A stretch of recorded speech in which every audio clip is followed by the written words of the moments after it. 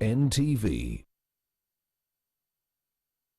When it comes to health within the country, there are other things besides COVID-19 that the country continues to battle with, and one of them is HIV and AIDS.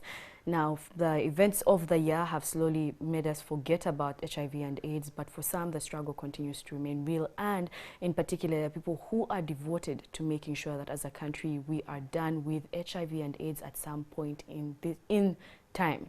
Joining me for the conversation this morning, I'm joined by the Director General of the Uganda AIDS Commission, Dr. Nelson Mustafa. Thank you and welcome to Morning at NTV. Thank you for having me.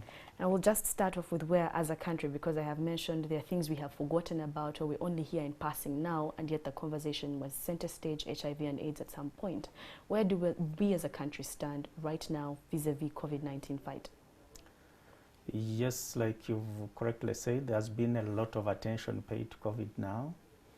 And not necessarily much less attention, but because of the things that are happening, it means that the services that are provided to COVID have significantly reduced. Access, for instance, we've noticed that access to HIV testing services and patient enrollment on ART over the last 6 months from the data that's coming out of our facilities is showing 30% lower. We will have the full picture probably at the end of the year to see what has happened, but we can already see that, of course, when you get people who are supposed to test not testing and not enrolling on treatment, and if they are adults and sexually active, then the possibility that they are passing on the infection is there. And definitely we are likely to see that impact on the new HIV infections at the end of the day. Okay, so as we wait on those results, we can just take it back to last year, before COVID-19. And where, as a country, where did we stand? What were the issues and what might need to be addressed during this 2020 period? By end of 2019, as a country, we had actually done well.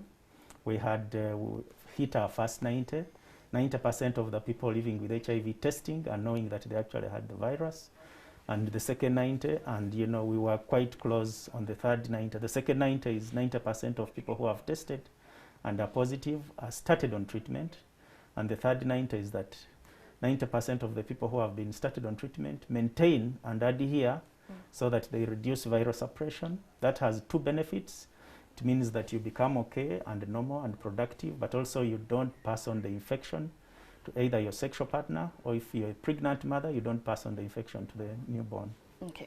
Now we're going to take a look at what will be starting today. That is the Joint AIDS Review, the annual Joint AIDS Review. But as we get into it, we'll just first of all cross over to see what the traffic looks like in Wandega with Stephen Mbide in just a bit, and then Doctor will be getting into that conversation. Because for a number of people, they may not know that starting today and tomorrow, there's a conversation they need to be a part of, because for many, they are far removed from what's happening most of the times.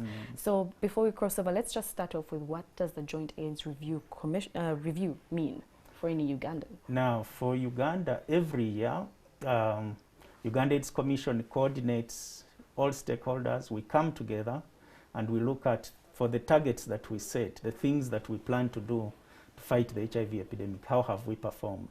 How far have we come? For instance, the 90-90-90 that I've just spoken about. How far have we come? Who was involved? What were the challenges? What were the gaps?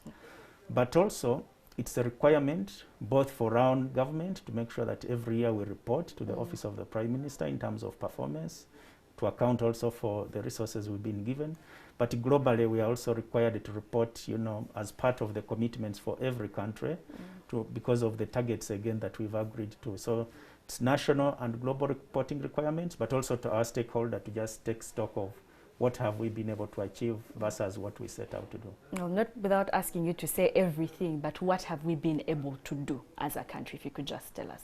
We've, like I said, by December 2019, we had achieved the first 90, but that has dropped slightly. We're at 1 percentage point. We're at 89% now of the people who are HIV positive who should know their status, because there are some people who are HIV positive because they have not tested, they don't know their HIV status. So for the first 90, we've dropped 1 percentage point. For the second and third 90, we are still on course. And of course, like we've said, some of the results may have been impacted by the COVID epidemic, but we've been able to do other interventions, prevention interventions, enrollment on treatment, distribution of condoms, messaging and reaching out to young people. So the entire, but also this year is the final year in the 5-year strategic planning period. So we're also looking back, not just for the year, but also the last 4 years and saying where are we now compared to what we set out to do. Okay, and of course when you say you're looking back, even if you're looking back and you're seeing what did we do, what did we not do, it also informs what you are going to do. Yes, indeed. So now taking a look at what you will be doing going forward, and will we, the public, be able to hold you accountable?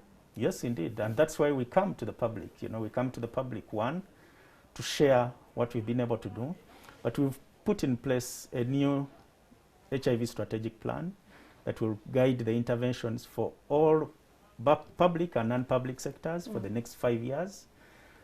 We developed it, you know, consultatively, involving all stakeholders, and we are going to share the interventions so that different sectors can see what is in there, what is their role, what's their responsibility, so that we hold each other accountable. Because the science part has been done, the science is known, the efficacious interventions are known.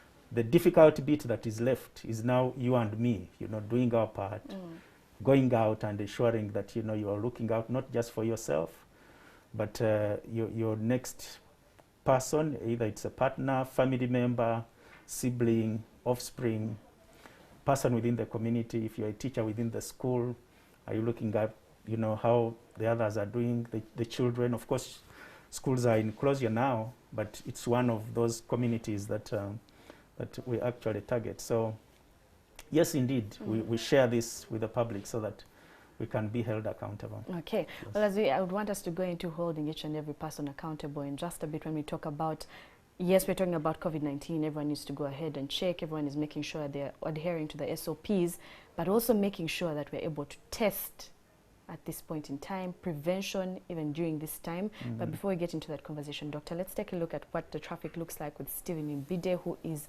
in Wandegea. Good morning, Stephen. Yes, good morning, Rita Kanya. Standing here at Wandegea for some time, you really see that many Ugandans are still disobeying the standard operating procedures of wearing masks, and others, especially the border, some of them are still carrying more than one passenger on their motorcycles as they ride from the Bombo Road, joining this city center direction, and those coming from Kira Road still see some of them still disobeying these lawful orders. But away from that, from as early as 6:30 towards a few minutes past 7 a.m., police was mounting a roadblock here just behind me, trying to look for those who are not putting on masks, either pedestrians, riders, and those who are in taxis. And for some time, traffic flow was paralyzed here for some time between the traffic lights and this police station here at Wandegea, as police was trying to look for those who are not having masks, those taxi operators who are carrying more than the 7 recommended passengers, and also those those who are driving private vehicles, but those who do not have the masks, and as well as those pedestrians not having masks. But now they have retreated back to the police station, and flow of traffic is now much better for you who is coming from Kira Road and Bombo Road as well as Gayaza Road. But away from that, you who is coming from the city direction, also heading towards the Makehi Road or Wandegea traffic lights, as well as Bombo Road and Kira Road, still you only be interrupted for just less than 3 minutes at the traffic lights, and then you'll be continuing. This is what is happening here at Wandegea. But before that, as police was trying to block this flow of traffic to look for those who are violating the traffic rules, they, especially the taxi operators, were branching off, joining Makehi Road, and then connecting through the Gaddafi Road to hit the city, as well as using the other side of the Yusuf Road to connect towards the city center through the city square. This is what is happening here in Wandegea via traffic and flow, traffic and travel information. But for now, I'll be signing out and be back later on from real issues and real people on the ground. Back to you, Rita Kanya.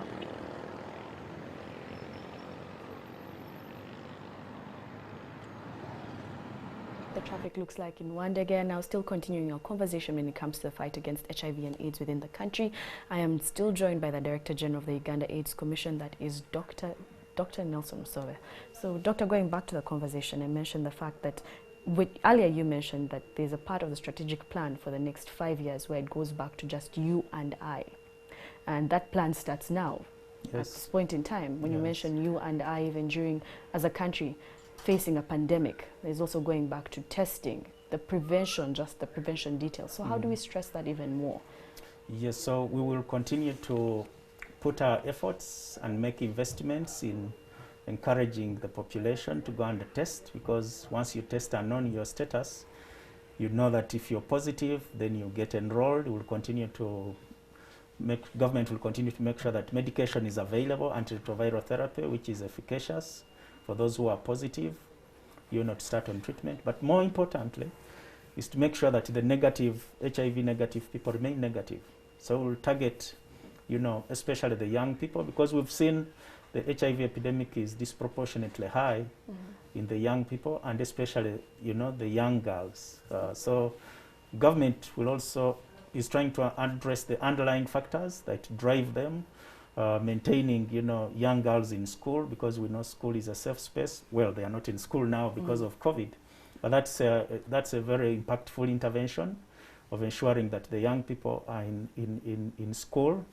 Continuing to invest. Men have lagged behind in terms of testing, so that is also being addressed. The Ministry of Health has designed very special interventions, that target men, that minimize stigma, that either target, special hours where off-peak, where men can, go, but also taking the services to the workplaces, whether it's testing services. The Ministry of Health has initiated what they call assisted partner notification. When they find a positive partner, then they work with him or her to know, where they could have acquired the HIV infection from. But also, they have a model which is known as the differentiated service delivery model. It focuses on the client. For instance, if you're stable, you've been on treatment, you do not have to come, to the health facility every week. You could be given what they call the multi-month dispensing, 3 to 6 months of your medications, so that you only come to the facility when you must. That has two advantages. It decongests the health facility so that the health workers can have more time, quality time with the other patients. But also, even for you, the person who is on ARVs but stable, you're doing your business, you don't have to be inconvenienced every time. It addresses the issues of stigma. So moving interventions to the community level as much as possible is part of the target, and then focusing on those high-risk groups. Okay, now when you're focusing on those high-risk groups that you have mentioned, it seems in one way or another, the fight is now gendered, for lack of a better, it's gendered, because there's women and there's men. You even mentioned the young girls in it. Where do we as a country stand when it comes to gender? Who is now more at high risk of getting it? Who is more at high risk of dying from this fight? And who do we need to now save? Yes. Yeah. For example, when you look at the current HIV prevalence, while the national average is 6%, the women, at up to 6.2% on average, while the men are 4.2%. So you can see fewer men, are living with HIV, but on the other side, because they are stigmatized and they are not seeking testing early, we see more men dying compared to the women. But when you disaggregate the age groups again, the adolescent girl is again impacted very heavily, 3 to 4 times higher than the rest of the population groups. When they were tracked from age 15 by 25, more than 4 times the group of women had become infected compared to the boys, for instance. So the interventions can't be the same. You have to target them based on those risks and the age groups, and the causes of those disparities are different. Stigma seems to cut across. The adolescent will typically not go to the health facility. They will be asked questions, but also they are being predisposed because of issues of income and access to the daily things that they are supposed to use, whether it is menstrual pads, or materials that should enable them do the things that they are supposed to do. So it's so important to address those underlying structural factors so that we can cushion them from being lured and getting the new HIV infections. And that means that you can't address HIV either as Uganda AIDS Commission or even the Ministry of Health. You know, it's the Ministry of Education, it's the Ministry of Gender, Finance, the media, you know, all players have to play a part in ensuring that we can curtail the new infections. Okay, now when you say all players, as we wrap this up, all players, why should everyone be able to take part in the annual joint AIDS review? Because as you mentioned, it's not just you who is affected by it, you who has someone, but even if it's just a person who is watching right now and maybe may not have plans for the day, why should they be able to take part in this e-conference? No, we encourage and invite everyone to take part, because only then will you identify the things we are talking about, what the risk factors are, what may affect you as an individual, and once you've identified that, it will be clear what your role could be, because it's not just happening to the person next door, it is affecting all of us. It could be yourself, it could be your mother, your brother, or your sister. So no one is an exception from this, and that's why it is important. We are going to share, you know, what has been happening. We have a keynote speaker, who is Honorable Winnie Byanyima, the UN AIDS Executive Director, who will be, you know, calling in. It's the first virtual conference that we are holding. We've always had them physical, and will also be covered thanks to NTV Live for the first 1 hour for both today and tomorrow. So we encourage everyone to, you know, log in. We'll be able to share. We'll be streaming live also through YouTube and other channels. So through different ways, one should be able to participate in the discussions that are going to happen. All right. Thank you so much, Dr. Nelson, for joining us on Morning at NTV. As you have heard it, you can be a part of the conversation. You can join in, listen in. It will be broadcast live on NTV, as Doctor has mentioned. For now, we're going to be taking a short break, but Morning at NTV continues shortly. Do stay with us.